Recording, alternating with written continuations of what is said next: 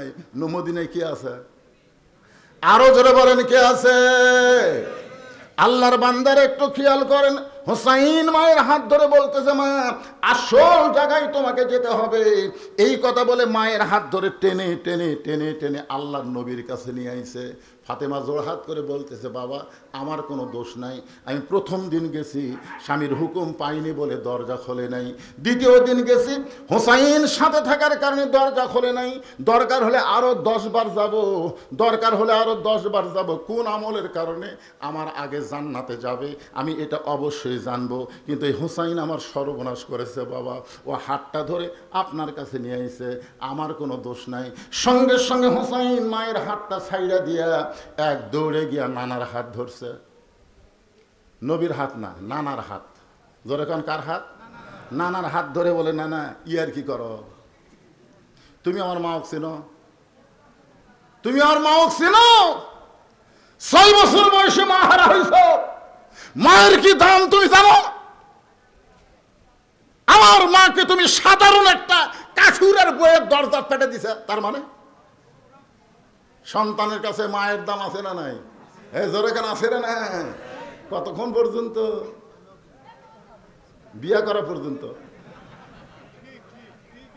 যেই বিয়ে করছে বউ কি বুদ্ধি দিছে, তোমার মা বুড়ি খালি সবসময় কুটকুট কুটকুট করে,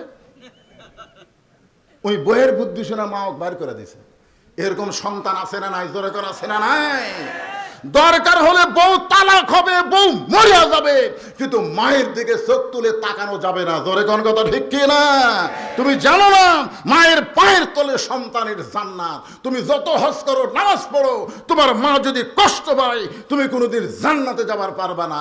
সাধারণ 2 টাকা বইয়ের কারণে মায়ের কলিজায় কষ্ট দেওয়া যাবে না, যাবে না, যাবে না। জোরে কোন কথা ঠিক কি না? হোসেন বলতেছে, না না, কোন আমলের কারণে সাধারণ কাঠুরার বউ আমার মায়ের আগে জান্নাতে যাবে, এই আমলটা অবশ্যই তুমি জানো, কারণ তুমি না জানলে দুনিয়ার কেউ জানবে না।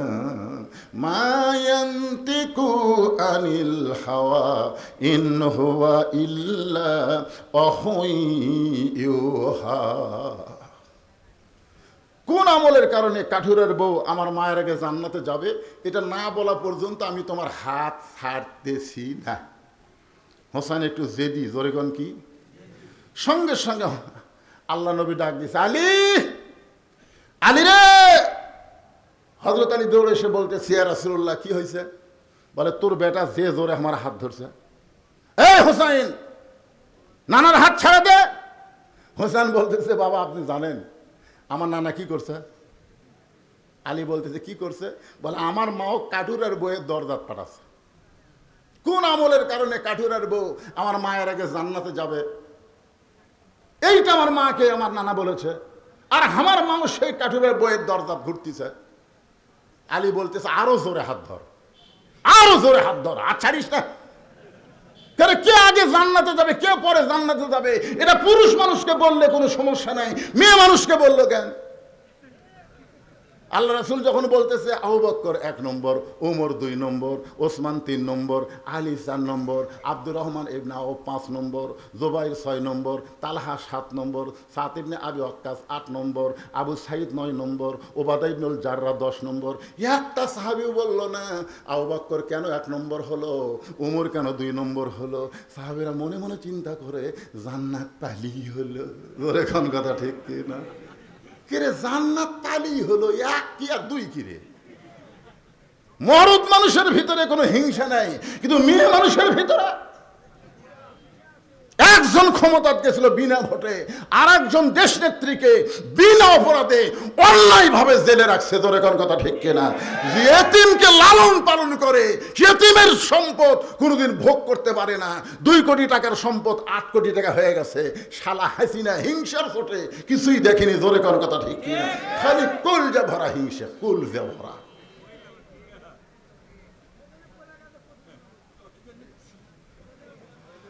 একটু মনোযোগ দিয়ে শুনবেন, যে এতিম লালন পালন করে সে এতিমের সম্পদ কোনোদিন ভোগ করবি? জোরে কোন ভোগ করবে না। আল্লাহ কোরআনে বলেছেন, আরাআইতাল্লাযী ইউকাজ্জিবু বিদ্দীন ফাযালিকাল্লাযী ইয়াদউল ইয়াতীম ওয়া লা ইয়াহুদ্দু আলা তুআমিল মিসকিন। আল্লাহু আকবার। আল্লাহ নবী বললেন, আলী রে বলে দাও, বলে দাও কোন আমলের কারণে ওই কাঠুরের জামিলা ফাতেমার আগে জান্নাতে যাবে। আলী বলতেছে, হুজুর আপনি কিন্তু নিষেধ করেছিলেন। রাসূল বলতেছে, আজকে তোমার বেটা যে জোরে হাত ধরছে, আজকে তোমাকে বলার হুকুম দিয়ে দিলাম।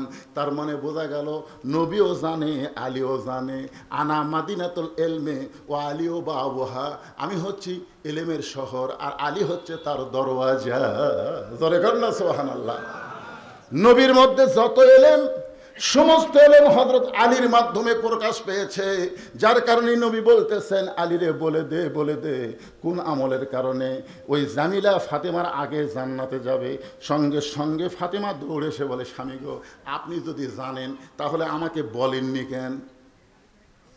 আলী বলতেছে, রাসূল নিষেধ করছিল, তোমার বাপ আমাকে নিষেধ করছিল, সেই জন্যই বলিনি।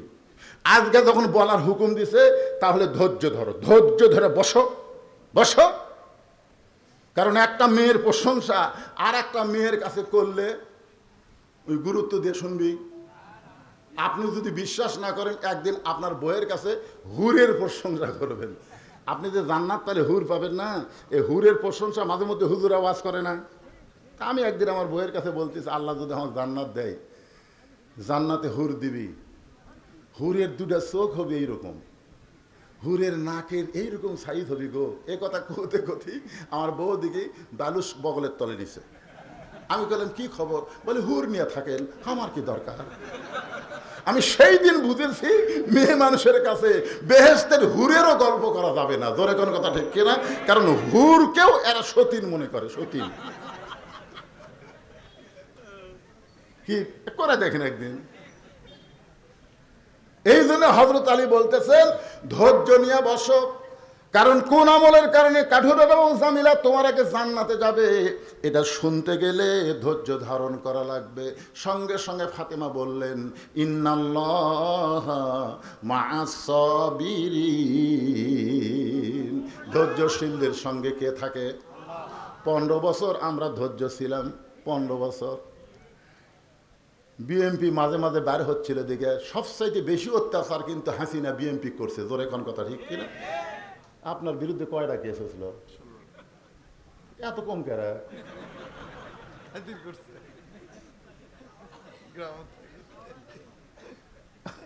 আমার বিরুদ্ধে কত কেস, হিসাব নাই তো। যা টাকা আপনারা দেন হাজরা দিতে শেষ। এখন নাই, এখন নাই, সব খালাস।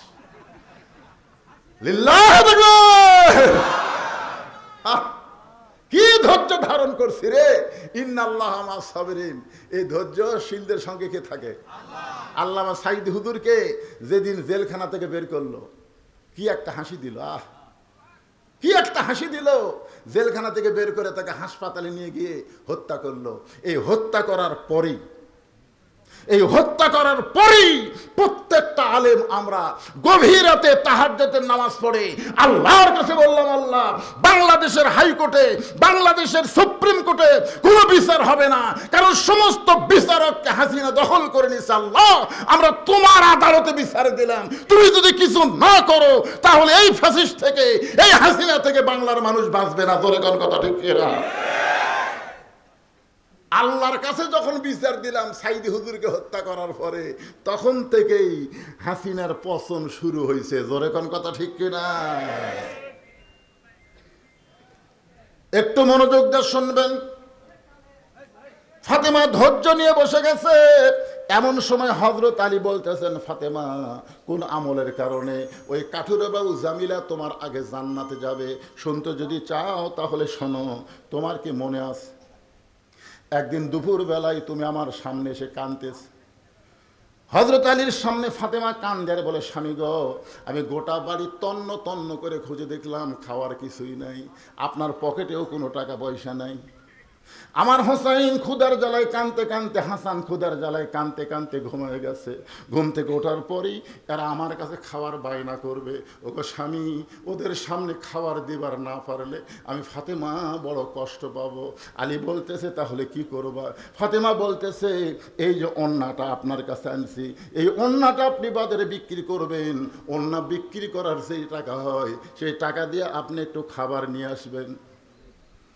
হযরত আলী বলে, ফাতেমা তোমার ওন্নাটা পকেটের মধ্যে নিয়ে বাজারের মধ্যে গেলাম।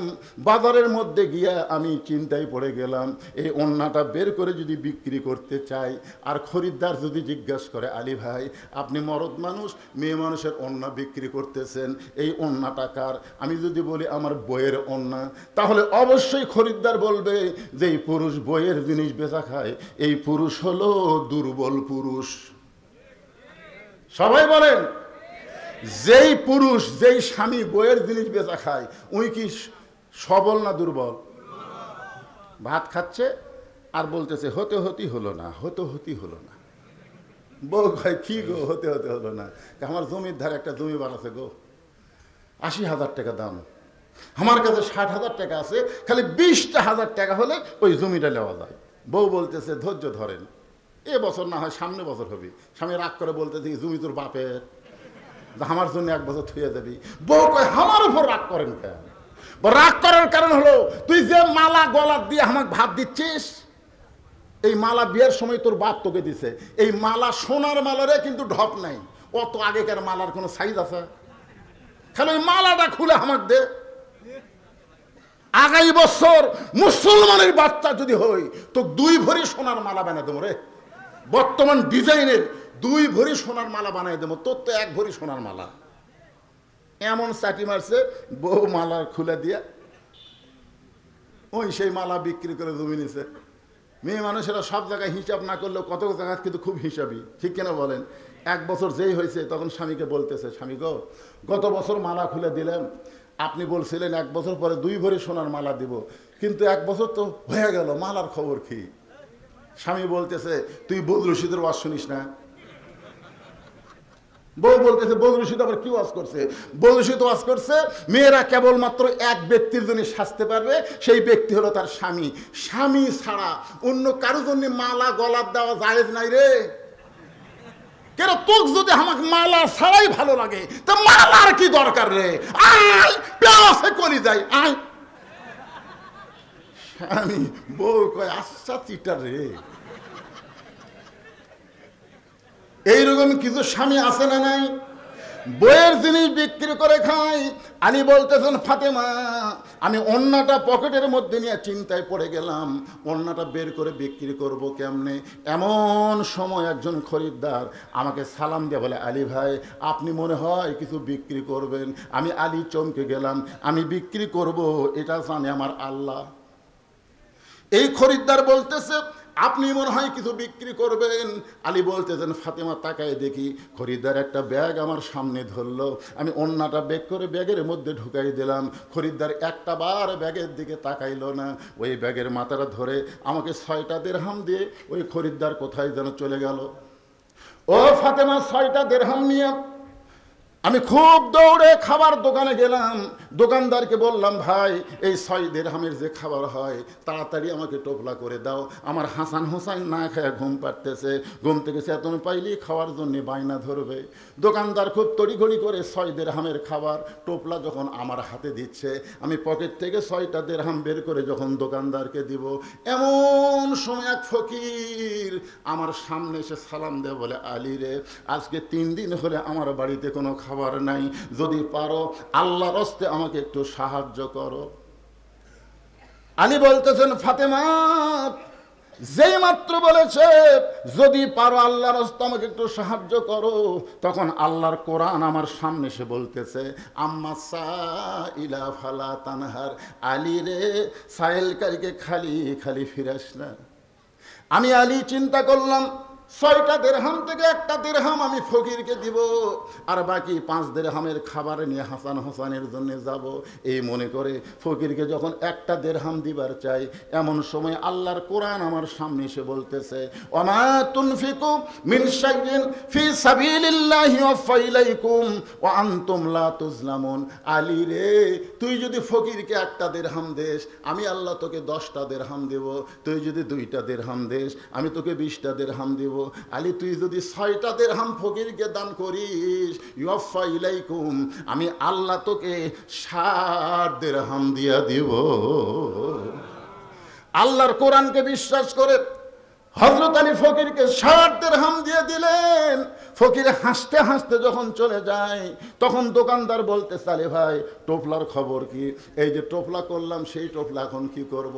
আলী বলতেছে, আমার 1 টোপলা দেওয়া হবে না, তুই 2 বস্তা খাবার প্যাকেট কর। দোকানদারকে 2 বস্তা খাবার প্যাকেট করে আলী বাজারের মধ্যে ঘুরতেছেন। এমন সময় রাস্তা দিয়ে একজন উট নিয়ে আসতেছে। আলীকে সালাম দিয়ে বলে, আলী ভাই, বাজারে অযথা ঘোরা জায়েজ নাই, অযথা বাজারে ঘোরা জায়েজ নাই। দুনিয়ার সবচাইতে খারাপ জায়গা হলো হাট বাজার, আর দুনিয়ার সবচাইতে ভালো জায়গা হলো আল্লাহর ঘর। আপনাদের কাছে কোনটা ভালো লাগে? মসজিদ ভালো লাগে? 5 মিনিট আগে মসজিদে গেলে 6 বার ঘড়ি দেখে, 5 মিনিটের মধ্যে 6 বার।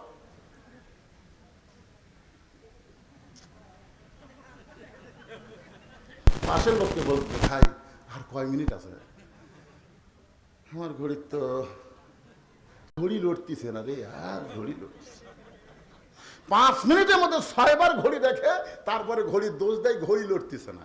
ওই লোকটাই নামাজ শেষ করে বাজারে যায়, ঘন্টার পর ঘন্টা আড্ডা গুলি মারতেছে, একবার ঘড়ি দেখতেছে না। ধরে কোন কথা ঠিক কিনা? মসজিদে গিয়ে ঘড়ি দেখা রাখবে না। আল্লাহুম্মা ইফতাহলি আবওয়াবা রাহমাতিক, মসজিদ হলো আল্লাহর ঘর, রহমতের ঘর, ওটি রহমত বর্ষণ হচ্ছে, ওটি ঘড়ি দেখতেছে কেন? আর বাজার হলো শয়তানের আড্ডাখানা। উটওয়ালা বলতেছে, আলী রে, এই উটটা কি তুমি কিনে নিবা? আলী বলতেছে, 1টা পয়সাও আমার পকেটে নাই। উটওয়ালা বলতেছে, 100 দিরহাম বাকিতে উটটা কিনো, বিক্রি করে তুমি আমাকে টাকা দিও। 100 দিরহাম বাকিতে উটটা কিনে বিক্রি করে আমাকে টাকা দিও। আলী বলতেছে, আমার জীবনে এত বড় সুযোগ আমি কোনোদিন পাই নাই। 100 দিরহামে বাকিতে উটটা কিনে আমি যেই মাত্র বাজারে গেলাম, বাজারের সবাই আমাকে ঘিরে ধরেছে। সবাই বলতেছে, আলী ভাই, আপনি হলেন শিক্ষামন্ত্রী, আপনি কবে থেকে আবার এই উট বেচা কেনা শুরু করলেন? আল্লাহ নবী যখন মদিনার রাষ্ট্রপতি ছিলেন, তখন হযরত আলী ছিলেন শিক্ষামন্ত্রী। জোরে কোন কি মন্ত্রী? নবী যখন মদিনার রাষ্ট্রপতি ছিলেন, ওই সময় আবু বকর ছিল ধর্মমন্ত্রী, উমর ফারুক ছিল আইন মন্ত্রী, ওসমান গনি ছিলেন অর্থমন্ত্রী, আর আলী হলেন শিক্ষামন্ত্রী। আপনি শিক্ষামন্ত্রী হয়ে কি ব্যাপার? ওটা বসা শুরু হচ্ছে কি কি? মুরব্বী মানুষ বারে হেলা হেলা হাঁটতেছে রে।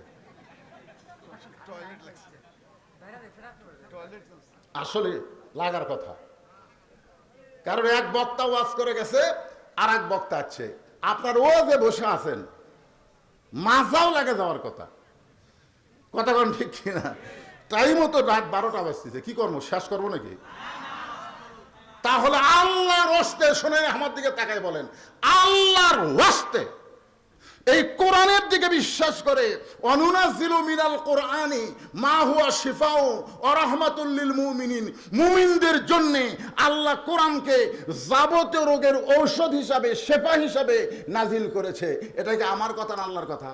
তাহলে পেশাব লাগার পরেও যারা পেশাব করবার যাবে না, লাগিয়েছে যাবো না, এই নিয়ত করে যারা বসে থাকবে, কোরআন শরীফ স্পর্শ করে বলতেছি, পেশাব জাতীয় যত ব্যারাম আছে আল্লাহ সব ব্যারাম ভালো করে দেবে। সব মরদ মানুষের পেশাবের ব্যারাম শুরু হলে ওর বহুত হওয়া কঠিন হবে, জানেন আপনি? এই জন্য আল্লাহ তাআলা পেশাব জাতীয় যত ব্যারাম আল্লাহর কোরআনের উসিলায় ভালো করে দেখ। জোরে কোন আমিন, আরো জোরে বলেন আল্লাহুম্মা আমিন। সবাই যখন হযরত আলীকে ঘিরে ধরেছে, আপনি শিক্ষামন্ত্রী হয়ে উট বিক্রি করতে আসলেন, এই ব্যবসা আবার কবে শুরু করলেন? সবাই যখন আলীকে ঘিরে ধরেছে, এমন সময় এক খরিদ্দার আলীর কানে কানে বলতেছে, ভাইজান এই বাজারে উট বিক্রি করতে বেশি সময় আপনার থাকা চলবে না, দাম কত নেবেন? আলী বলতেছে, যে বিপদে পড়ছি একটা বললি হলো। যেই বিপদে পড়েছে একটা বললি হলো। সঙ্গে সঙ্গে খরিদ্দার বলতেছে 160 দিরহাম দিলাম। আলী 160 দিরহামে উটটা বিক্রি করে 100 দিরহাম উটওয়ালাকে ফেরত দিয়ে বাকি 60টা দিরহাম নিয়ে দোকানদারে গিয়ে বলে, ভাইজান খবর কি? বলে 2 বস্তা খাবার প্যাকেট করেছি, দাম কত হবে? বলে 60 দিরহাম দিলেই চলবে। আলী 60টা দিরহাম দিয়া 2 বস্তা খাবার কান্দে নিয়ে বাড়ির দিকে রওনা দিলেন। যেই মাত্র বাড়ির দরজা একটু ফাঁকা ছিল, কিন্তু যেই মাত্র দরজার কাছে সঙ্গে সঙ্গে দরজায় খিল লাগলো। এতক্ষণ দরজা ফাঁকা ছিল, কিন্তু যেই মাত্র দরজায় সঙ্গে সঙ্গে দরজায় খিল লাগলো, আলী সালাম দিয়ে বললেন, আসসালামু আলাইকা, আসসালামু আলাইকুম। বাইতুল্লাহ বা এক বাড়ির মধ্যে যারা আছে তাদের সকলের প্রতি আল্লাহর রহমত বর্ষিত হোক। সঙ্গে সঙ্গে ফাতেমা বলতেছে, যতই সালাম দেন দরজা খোলা যাবে না। আলী বলতেছেন, কেন? বলে, একটা ওন্না বিক্রি করলে বড় জোর 1 টোপলা খাবার হবে, আপনি 2 বস্তা খাবার কোথায় পেলেন?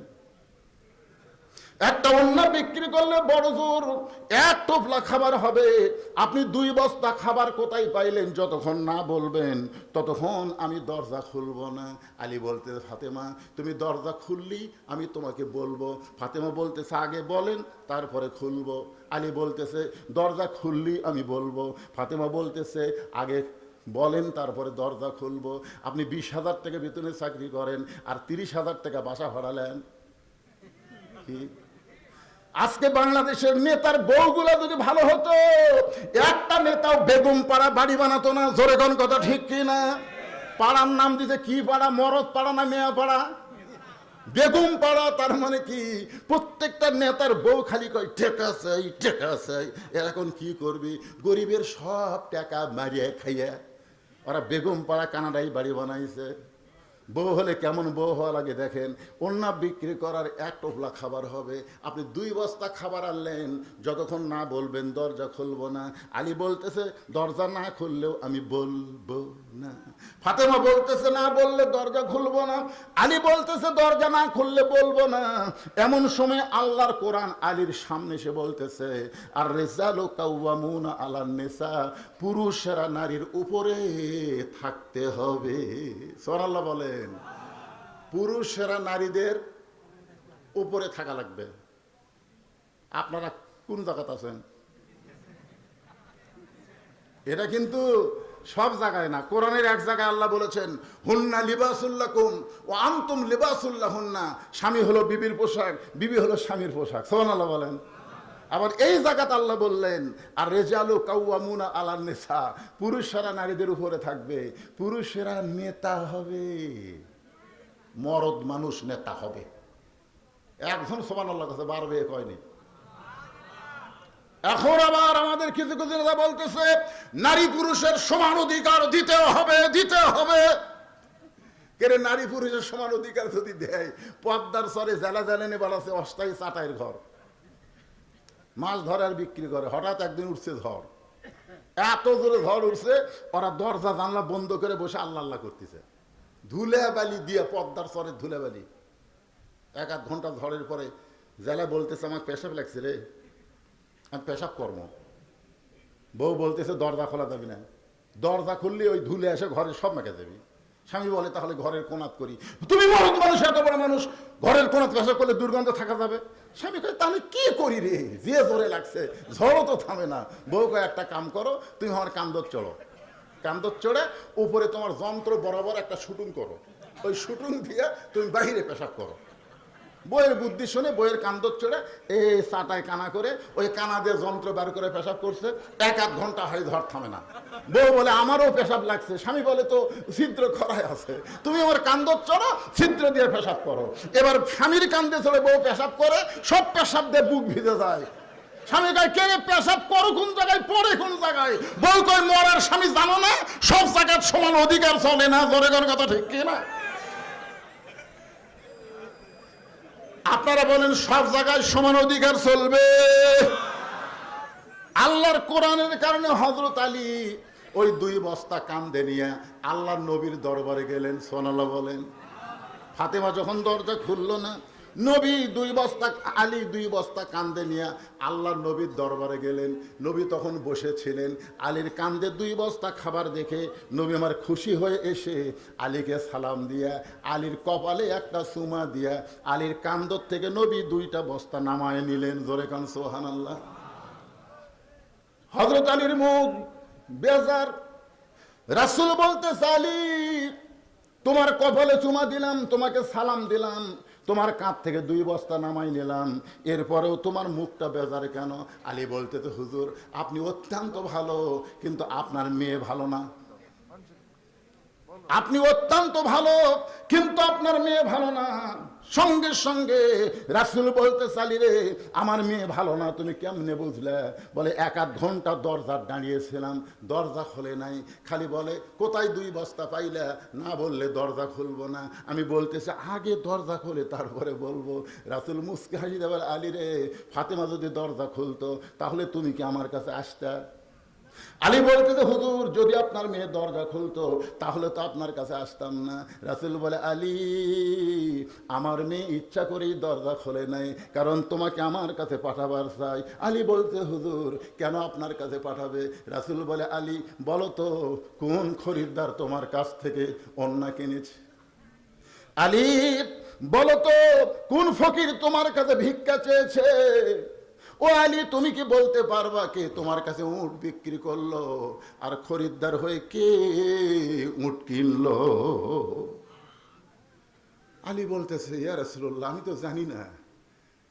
রাসূল বলে, আল্লাহ আমাকে জানাইছে, তুমি কি জানবে? আলী বলতেছে, হুজুর জানবো না মানে? রাসূল বললেন, এজলেস, বস বস। সঙ্গে সঙ্গে আলী বসে গেলেন। কোন খরিদ্দার অন্য কিনেছে, কোন ফকির ভিক্ষা নিয়েছে, কে উট বিক্রি করলো, কে খরিদ্দার হয়ে উট কিনলো, এইটা জানার দরকার আছে না নাই? জোরে করে আছে না নাই? কারা কারা জানবেন 2 হাত তুলে আমার আল্লাহকে দেখান। লিল্লাহি তাকবীর। হাত নামান। আপনারা মনে করেন না যে ঘড়িতে রাত 12টা বাজে গেছে থেকে হুজুর ওয়াজ শেষ করে দেবি। কোরআন আমার সামনে, যেগুলো ওয়াজ ধরছি শেষ না করে আমি যাচ্ছি না। কিন্তু যেই 2টা হাত আপনার তুলছেন, এই 2 হাত পকেটের মধ্যে ঢুকে এখন চাদর কিংবা গামছা কিংবা ব্যাগ আপনাদের কাছে যাবি। এই গোরস্থানের উন্নয়ন কল্পে এই গোরস্থান যারা করবে তার জন্য আপনারা ভালো দান করছেন, আলহামদুলিল্লাহ। ভাই উঠতেছেন কেন? কিছু দিয়ে যান ভাই রে, আমার হাতত কিছু দিয়ে যান, গামছার কিছু দিয়ে যান, যা দিবেন সেটা তো দিবেন ইনশাআল্লাহ। টাকা নাই? 10 টাকা দেন, অসুবিধা কি?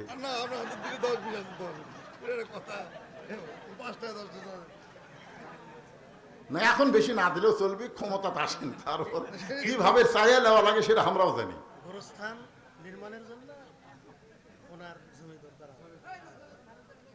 গোরস্থান নির্মাণের জন্য এটা এমনি দিল, এটা এমনি দিল। এই চাদরের কালেকশন, চাদরের জন্য এই ব্যাগের মধ্যে দেন, 10 দেন, 20 দেন, 50 দেন, যে যা পারেন আল্লাহর রাস্তায় দান করেন।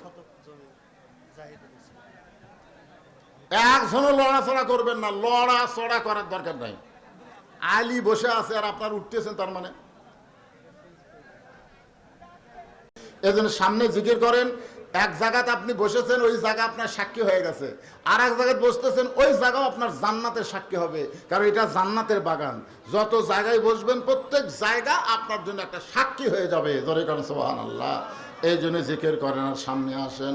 লা ইলাহা ইল্লাল্লাহ, লা ইলাহা ইল্লাল্লাহ, লা ইলাহা ইল্লাল্লাহ, লা ইলাহা ইল্লাল্লাহ, লা ইলাহা ইল্লাল্লাহ মুহাম্মাদুর রাসূলুল্লাহ সাল্লাল্লাহু আলাইহি সাল্লাম। মোকামতলা থেকে একজন 1000 টাকা দান করছে। মোকামতলা থেকে একজন এসে এখানে মনে আত্মীয় স্বজনের বাড়ি যাইছে, 1000 টাকা দান করেছে। আল্লাহ তার দানকে কবুল করেন। আর একজন আল্লাহর বান্দা 200 টাকা দান করছে, আল্লাহ দানকে কবুল করেন। আল্লাহুম্মা আমিন। আল্লাহ রাসূল বলেন, আলী ফাতেমা হলো পর্দানিশী। এ আমার মায়েরা বোনেরা যারা পর্দায় আছেন শোনেন, আল্লাহ পর্দা নিশিকে এত ভালোবাসে, ফাতেমার ওন্না দুনিয়ার কোনো মানুষ কিনবে এটা আল্লাহ পছন্দ করে নাই। কারণ একটা পর্দানিশী মেয়ের ওন্না দুনিয়ার কোনো মানুষ কিনবে এটা আল্লাহ পছন্দ করে? জোরে কোন করে? ফাতেমা পর্দানিশী বলে আল্লাহ ফাতেমাকে এত ভালোবাসে, একজন ফেরেশতাকে মানুষ বানায়া সেই ফেরেশতা খরিদ্দার হয়ে 6টা দিরহাম দিয়া তোমার কাছ থেকে ওন্না কিনে ওই ওন্নাটা আমার আল্লাহ জান্নাতের মধ্যে রাইখা দিয়েছে। আলী, তুমি যখন 6টা দিরহাম নিয়ে হাসান হোসেনের জন্য খাবার কিনতে গেলে, তখন আল্লাহ ওই ফেরেশতাকে ডাক দিল, ফেরেশতা জান্নাতের মধ্যে ওন্না থুয়া তুমি আমার কাছে আসো। ফেরেশতা যখন কাছে আসলো, আল্লাহ বলেন ফেরেশতা আবার ফকির হয়ে আলীর কাছে যাওয়া লাগবে, আবার ফকির হয়ে আলীর কাছে যাওয়া লাগবে।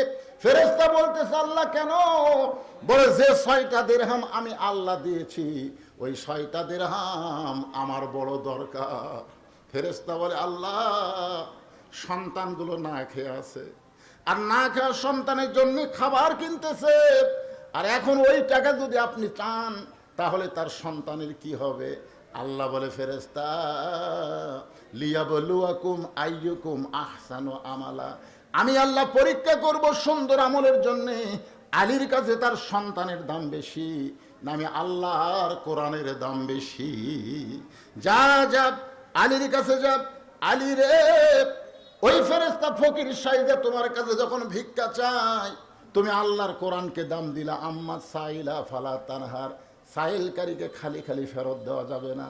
তুমি যখন 1টা টাকা দিবার চাইলা তখন কোরআন বলল ইলাইকুম, কেউ যদি দেয় আল্লাহ তাকে আবার ফিরিয়ে দেয়, কেউ যদি 1 দেয় আল্লাহ তাকে 10 দিয়ে দেয়। তুমি যখন 6টা দিরহাম তাকে দিয়ে দিলে, আলী তোমার মনের মধ্যে ঈমান বলতেছে 6টা দিরহাম দিলে আল্লাহ আমাকে 60 দিরহাম দিবে, এখন 60 দিরহাম কেমনে দিবে? ওই ফেরেশতাকে আল্লাহ বললেন যে উটের পিঠে চড়ে ফাতেমা জান্নাতে যাবে, ওই উটটা যাও আলীর কাছে 100 দিরহামে বাকি বিক্রি করো। ওই ফেরেশতা উটওয়ালা হয়ে তোমার কাছে 100 দিরহামে বাকিতে উটটা বিক্রি করলো। আবার ওই ফেরেশতাকে আল্লাহ খরিদ্দার করে 160 দিরহাম দিয়ে উটটা কিনে উটওয়ালারে 100 দিরহাম দিয়া বাকি 60টা দিরহাম দিয়া 2 বস্তা খাবার তুমি কিনেছো। ফাতেমা বলতেছে বাবা আমি কিন্তু দানের ওয়াজ শুনতে আসি নাই, আমি শুনতে চাই কোন আমলের কারণে ওই কাঠুরের বউ জামিলা আমার আগে জান্নাতে যাবে, কোন আমলের কারণে কাঠুরের বউ জামিলা আমার আগে জান্নাতে যাবে। আলী বলতেছেন ফাতেমা শুনতে গেলে ধৈর্য ধারণ করা লাগবে। শোনো, তুমি সাইয়্যিদাতুন নিসায়ে আহলেল জান্নাহ, জান্নাতি নারীদের নেত্রী হওয়ার কারণে আল্লাহ তোমাকে উটের পিঠে করে জান্নাতে নিয়ে যাবে। জোরে কোন সুবহানাল্লাহ। আল্লাহ তোমাকে সবাইকে হেঁটে হেঁটে জান্নাতে নেবে, কিন্তু আল্লাহ তোমাকে নেত্রী হওয়ার কারণে উটের পিঠে করে জান্নাতে নিয়ে যাবে। এখন জান্নাতের উট যাইতে যাইতে ওই তো সামান্য দূরেই জান্নাত, কিন্তু উটটা হঠাৎ ব্রেক করবে। ফেরেশতারা বলবে আল্লাহ জান্নাতি নারীদের নেত্রী ফাতেমাকে নিয়ে উটটা চলতে চলতে হঠাৎ উটটা ব্রেক করলো, উটটা তোর সামনের দিকে যায় না। আল্লাহ বলে উটটা যদি না যাবার চায় তাহলে উটটাকে টেনে টেনে জান্নাতে নিয়ে যাওয়া লাগবে। ফেরেশতারা বলতেছে আল্লাহ উটের কি ধরে টানবে, টানার তো কিছুই নাই। আল্লাহ বলে ফেরেশতা কোথায় ফাতেমার ওন্না রেখেছো, ওই ওন্নাটা এনে উটের গলায় পেঁচে দাও। ওই ফাতেমার ওন্নাটা এনে উটের গলায় যখন বেঁধে দেবে ওন্নার একটা অংশ ঝুলতে থাকবে। ফেরেশতারা বলে আল্লাহ এখন ওন্নার অংশ ধরে উটটাকে কে টেনে টেনে জান্নাতে নিয়ে যাবে। সঙ্গে সঙ্গে আল্লাহ ডাকতে বলে রে জামিলা কাঠুরার বউ তুমি কোথায়?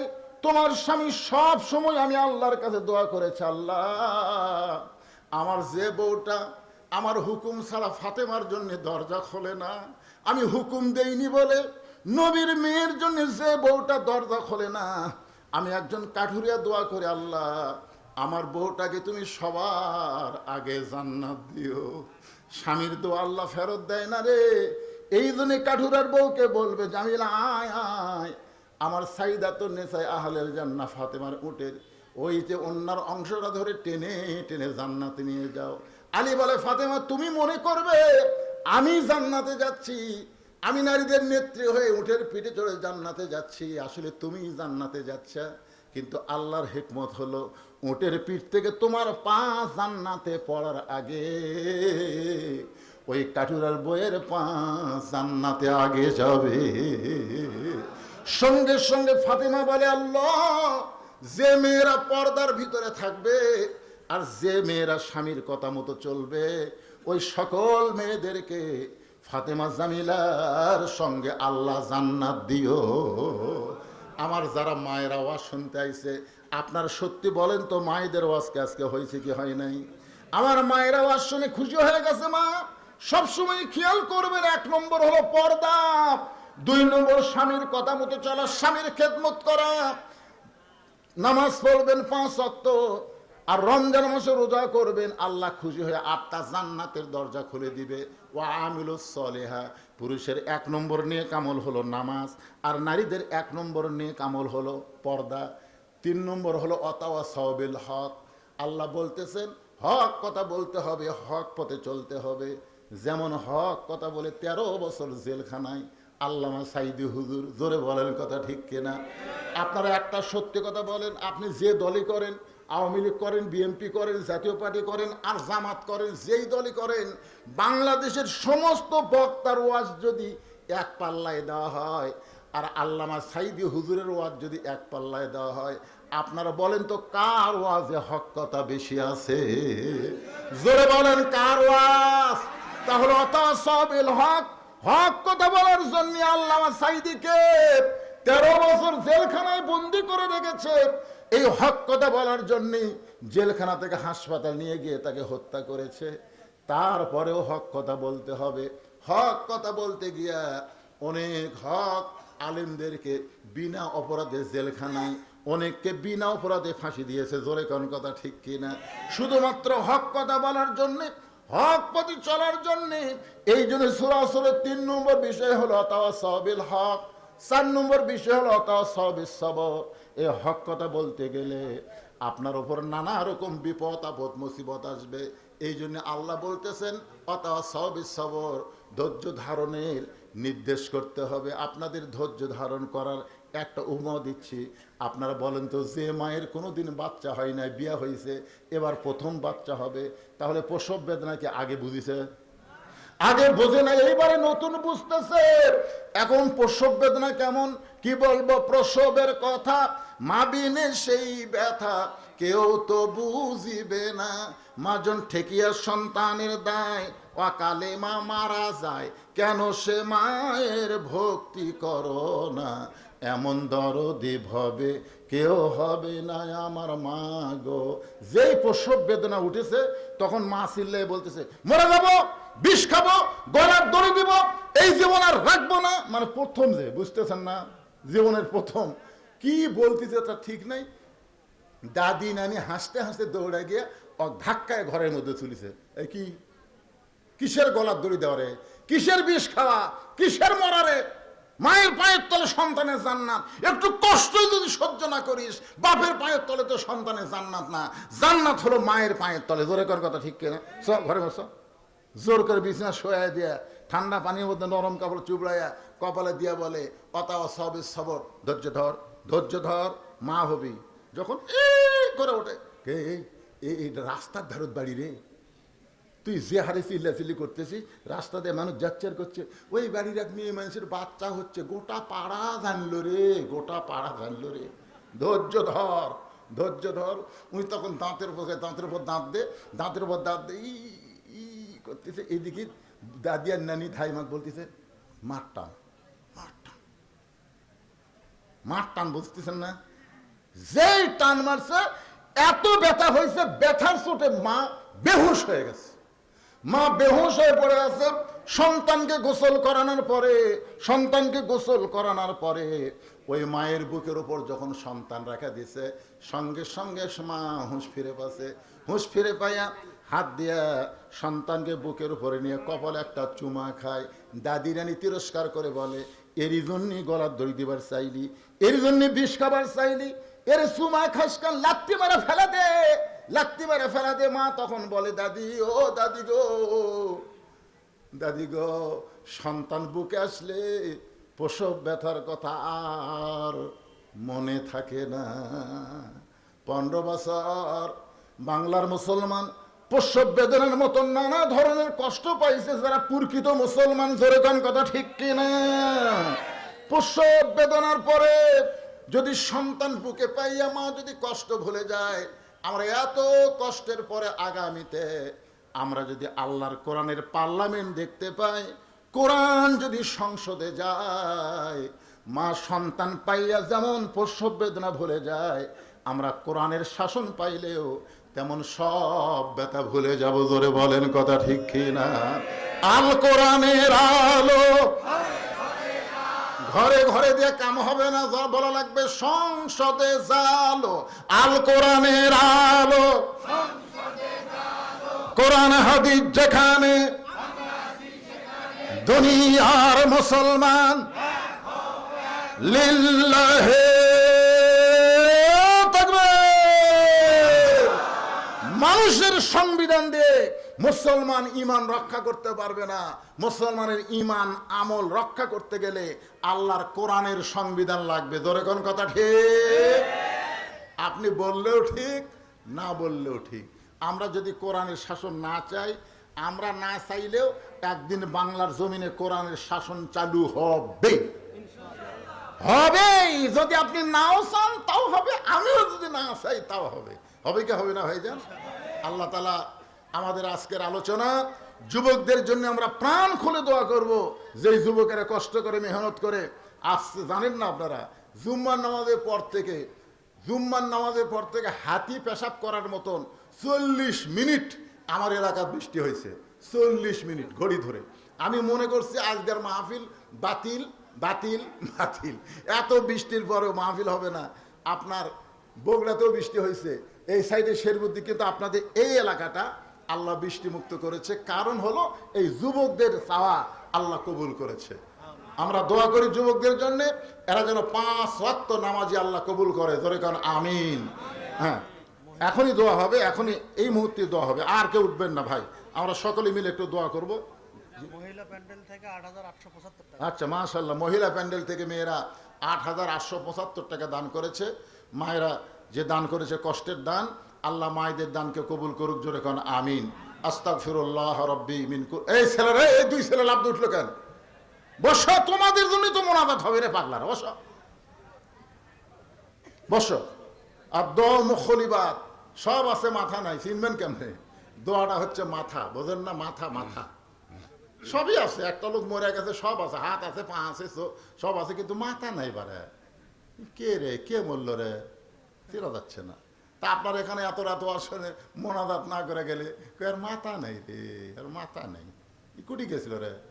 মাথা না থাকলে যা হয়। আর দোয়া মুখলিবাত, এই জন্য দোয়া হবে। সবাই ইস্তেগফার পড়ো। আস্তাগফিরুল্লাহ রাব্বি মিন কুল্লি জামবি ওয়া আতুবু ইলাই, লা হাওলা ওয়ালা কুওয়াতা ইল্লা বিল্লাহিল আলিয়্যিল আযীম। আল্লাহুম্মা আমিন। আব্দুল হান্নান জোয়ারদার মৃত, ওনার ছেলে রাসেল 50,000 টাকা দান। আব্দুল হান্নান জোয়ারদার মৃত, ওনার ছেলে রাসেল মোনাজাতের সময় 50,000 টাকা দান করেছে।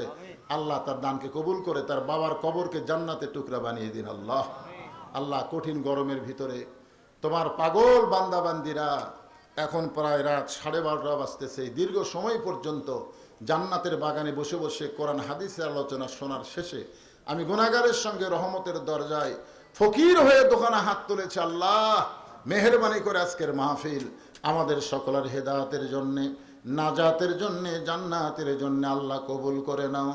এই মাহফিলের শুরু থেকে শেষ পর্যন্ত যে আলোচনা হয়েছে আল্লাহ, এর মধ্যে যদি ত্রুটি হয়, ভুল হয়, মাফ করে দাও। এর যা হাদিয়া মঞ্জুর করো। সোনার মদিনায় নবী পাকের রওজা মোবারকে আল্লাহ কবুল করো। তামাম আম্বিয়ায়ে কেরাম, আসহাবে কেরাম, তাবিনী কেরাম, তাবা তাবিনী কেরাম, তামাম পৃথিবীর মাটির নিচে যত মুমিন মুমিনা শুয়ে আছে আল্লাহ সকলে আরওয়াহ ফরে হাদিয়া কবুল করো। আল্লাহ আমরা যারা হাত তুলেছি, আমাদের জনম দুখুনি মা বাবা যাদের কবরবাসী হয়ে গেছে, আল্লাহ মেহেরবানি করে মা বাবার কবরকে জান্নাতের টুকরা বানিয়ে দাও। আয় আল্লাহ তাআলা, আজকের এই মাহফিলে নগদে বাকিতে যারা দান করেছে সব দানগুলোকে জান্নাতের বিনিময় হিসেবে কবুল করে নাও আল্লাহ। এমনকি ব্যাগের মধ্যে চাদরে 10টা টাকা হলেও যারা দান করেছে আল্লাহ সব দানকে আল্লাহ কবুল করো। মায়েদের দানকে আল্লাহ কবুল করো। মাবুদ, যেই গোরস্থানকে উপলক্ষ করে আজকের মাহফিল, আগামী বছর যেন গোরস্থান হয়ে যায় আল্লাহ, এই দৃশ্য যেন আমরা দেখতে পারি আল্লাহ কবুল করেন। আল্লাহ, সূরা আসর থেকে আলোচনা করলাম দীর্ঘ সময়, আমার মা বোনদের পর্দা বিষয়ে আলোচনা করলাম। দোয়া করি আমার মা বোনদেরকে আবিদা সালিহা পর্দানিশী কবুল করো। আমাদের মধ্যে যারা অসুস্থ আছে আল্লাহ, তাদের সকলকে সুস্থতার নিয়ামত দান করো। আর মেয়ে মারা গেছে তার জন্য টুকু মেম্বারের ছেলে মেয়ে মারা গেছে, তার জন্য দোয়া চাই। আরো সব ছেলে দান করছে এবং হ্যাঁ, মেয়ের জন্য সবার জন্য আমরা দোয়া করতেছি আল্লাহ। আল্লাহ তাদের কবরকে জান্নাতের টুকরা বানিয়ে দাও। মাবুদ, আজকের মাহফিলের প্রধান অতিথি, সভাপতি এবং সহসভাপতি, প্রধান বিশেষ অতিথিবৃন্দ যারা রয়েছে, সুধীজন যারা দান করেছে আল্লাহ, তাদের সকলকে কবুল করে নাও। একটা মিনিট একটু খেয়াল করেন তো, যেই দুই হাত দিয়ে আমরা কত কবরে মাটি দিয়েছি, একটাবার খেয়াল করেন কত লাশ আমরা কবরে নামায় দিছি। একদিন আমরা সবাই মরে যাব, যেদিন আমাদের মৃত্যু হবে দিনটা যেন জুমার দিন হয়, মাসটা যেন রমজান মাস হয়। ইমানের সাথে ইজ্জতের সাথে এই দুনিয়া থেকে বিদায় নেওয়ার কালে আমাদের জবানে জারি করে দিও লা ইলাহা ইল্লাল্লাহু মুহাম্মাদুর রাসূলুল্লাহ সাল্লাল্লাহু। আসসালামু আলাইকুম।